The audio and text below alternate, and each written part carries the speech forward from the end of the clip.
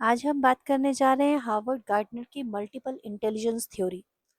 बहुत important session होने वाला है क्योंकि ये एक थ्योरी ऐसी है जो आपके हर एक इम्पॉर्टेंट जो टीचिंग एग्जामिनेशंस हैं उसमें इस थ्योरी से रिलेटेड कुछ क्वेश्चंस पूछे जाते हैं। तो आज बहुत सिंपल लैंग्वेज में डिस्कस करने वाले हैं हम कि हार्वर्ड गार्डनर की मल्टीपल इंटेलिजेंस थ्योरी है क्या। तो हमारे जो भी सीखने की क्षमता होती है, हम जो भी सीखते हैं, वो सबकी जो क्षमता है वो अलग अलग होती है। हर एक का आईक्यू लेवल अलग अलग होता है, ऐसा इनका कहना है। और ये इन्होंने विचार अपने 1983 की एक किताब में लिखे जिस बुक का नाम है फ्रेम्स ऑफ इंडिया। ठीक है। और ये जो थ्योरी है ये हमें बताती है कि जो इंटेलिजेंस है यानी जो बुद्धिमत्ता है वो सिर्फ एक ही प्रकार की नहीं है, बल्कि इसके कई रूप हैं। और आज हम इसी महत्वपूर्ण शैक्षिक सिद्धांत को आपके साथ समझेंगे। इंटेलिजेंस क्या है, इसे हम गार्डनर के शब्दों में समझना चाहते हैं। गार्डनर इसे बायोसाइकोलॉजिकल पोटेंशियल, यानी कि जब हम सूचना को प्रोसेस करते हैं तो उसके लिए जो जैव मनोवैज्ञानिक क्षमता लगती है उसके रूप में देखते हैं। प्रॉब्लम सॉल्विंग, ये भी इंटेलिजेंस का एक बहुत इम्पॉर्टेंट पहलू है कि हम समस्याओं का समाधान करने की योग्यता रखते हैं तो हम इंटेलिजेंट हैं।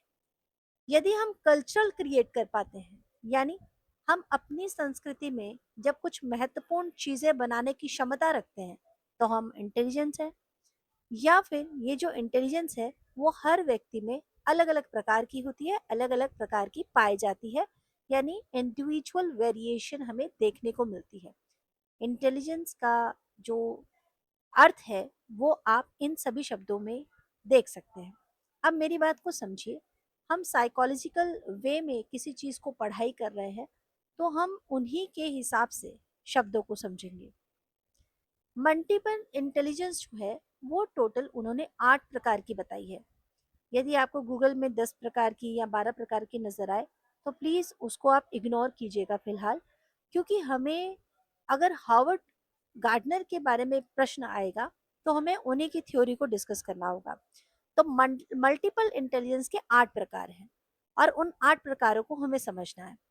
हर एक व्यक्ति में अपना एक व्यक्तिगत प्रोफाइल यानी कि अपना अनूठा मिश्रण है। ठीक है। और सभी में कुछ इंटेलिजेंस अधिक विकसित होते हैं, किसी में कुछ कम होते हैं। राइट। पहला है आपका लिंग्विस्टिक इंटेलिजेंस। इन 8 बुद्धियों को याद रखना है, इसी पे तो प्रश्न बनते हैं। यानी भाषिक बुद्धि, शब्दों के माध्यम से हम सोचते हैं, है ना। भाषा को समझना और उसको उपयोग करने की विशेष क्षमता रखना। सामने वाला आपसे क्या बोल रहा है, क्या आप उसकी बात को समझ पा रहे हैं। यदि आप समझ पा रहे हैं तो आप में लिंग्विस्टिक इंटेलिजेंस है, यानी हम शब्दों के माध्यम से किसी चीज को सोच सकते हैं, समझ सकते हैं।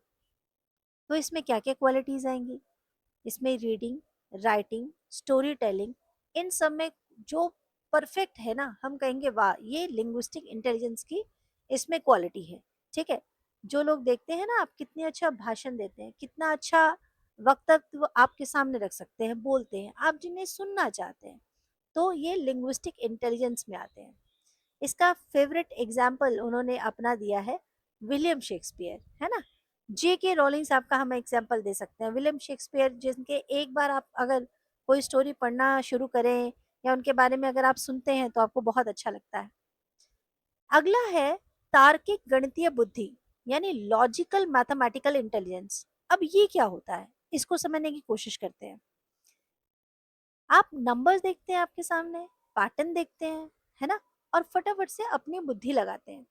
जब हमारे सामने एग्जामिनेशन में कुछ ऐसे प्रश्न आते हैं जो डिफरेंट डिफरेंट पैटर्न्स पर होते हैं, तो क्या हर एक स्टूडेंट, हर एक बच्चा क्या सेम टाइम पे उसका रिप्लाई कर पाते हैं, क्या वो सही रिप्लाई कर पाते हैं, क्या ऐसा 100% होता है? नहीं होता है ना। तो सब अपने अपने लॉजिक के हिसाब से उसका सॉल्यूशन कर पाते हैं। इसमें विशेषताएं हैं जैसे एब्स्ट्रैक्ट थिंकिंग, प्रॉब्लम सॉल्विंग और पैटर्न रिकॉग्निशन। जो सही लॉजिकल मैथमेटिकल इंटेलिजेंस रखता होगा उसमें ये सारी तीनों क्वालिटी आप पाएंगे। कि वो एब्स्ट्रैक्ट थिंकिंग करता होगा तभी तो वो इस तरह के पैटर्न को समझ पाया, है ना। अब यहाँ पर उन्होंने एग्जाम्पल किसका दिया है, अल्बर्ट आइंस्टाइन, एस रामानुजन, और ये साइंटिस्ट और मैथमेटिशियंस, आप जानते हैं कि जो मैथ्स के आप लोग बचपन में सोचते थे कि हमें फार्मूला याद नहीं होंगे तो उसका हमारा पेपर गड़बड़ होगा।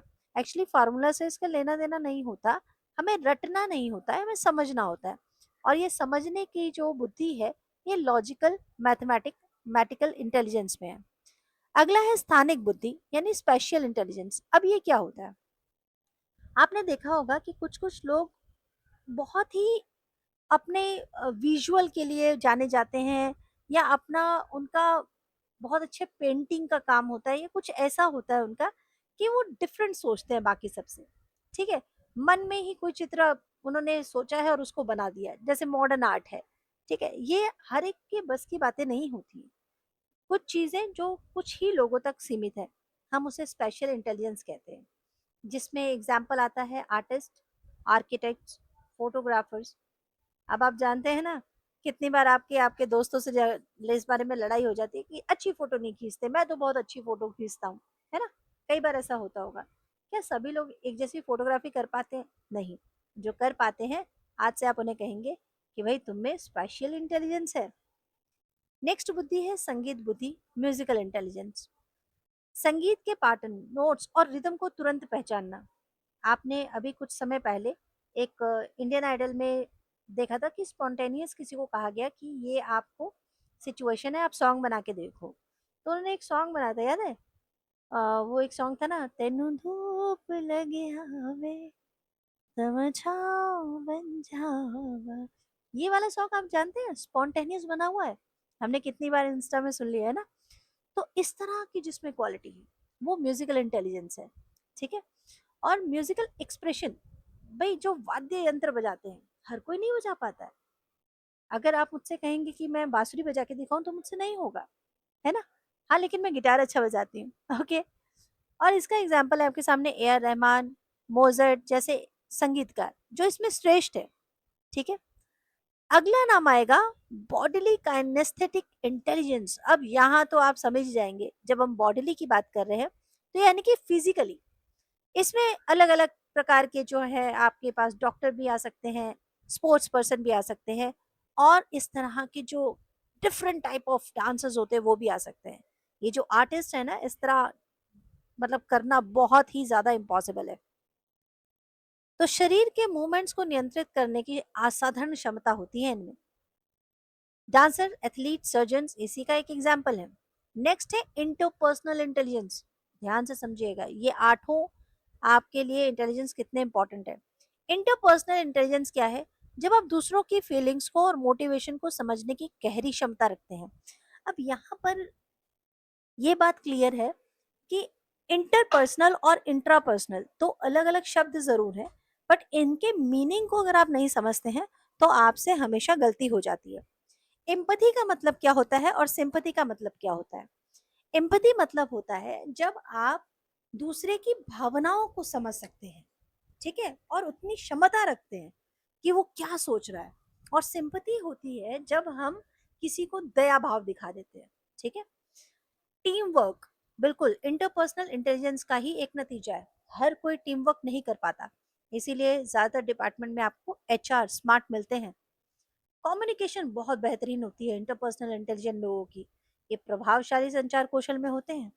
और लीडरशिप तो इंटरपर्सनल है आपके टीचर्स, आपके काउंसलर्स, पॉलिटिशियंस और आपके यूट्यूब चैनल पर पढ़ाने वाले टीचर्स। नेक्स्ट है आत्म बुद्धात्मक बुद्धि यानी इंट्रापर्सनल इंटेलिजेंस। हार्वर्ड ने सेल्फ अवेयरनेस, जो कि अपनी फीलिंग और मोटिवेशन को गहराई से समझ सके। सेल्फ रिफ्लेक्शन यानी आत्मचिंतन में विशेष क्षमता रखते हैं। सेल्फ नॉलेज, अपनी क्षमता और लिमिटेशन को जानते हैं। और इसका एग्जाम्पल फिलोसोफर, साइकोलॉजिस्ट हैं, जिन्हें दूसरे तो पागल कहते हैं, लेकिन वो अपना मनोविज्ञान इतना बेहतरीन कर चुके हैं, वो सेल्फ नॉलेज के उस लेवल तक पहुंच चुके हैं कि अब हम उन्हें आत्म बोधात्मक बुद्धि यानी इंट्रापर्सनल इंटेलिजेंस के क्षेत्र में रखते हैं। नेक्स्ट और लास्ट है आपका नेचुरलिस्टिक इंटेलिजेंस। ये भी बहुत कम लोगों में है।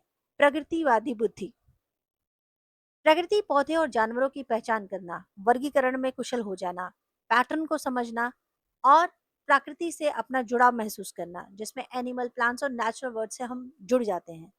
यहाँ पर आपका एग्जाम्पल, सबसे बड़ा एग्जाम्पल है चार्ल्स डार्विन। जानते हैं चार्ल्स डार्विन कौन है?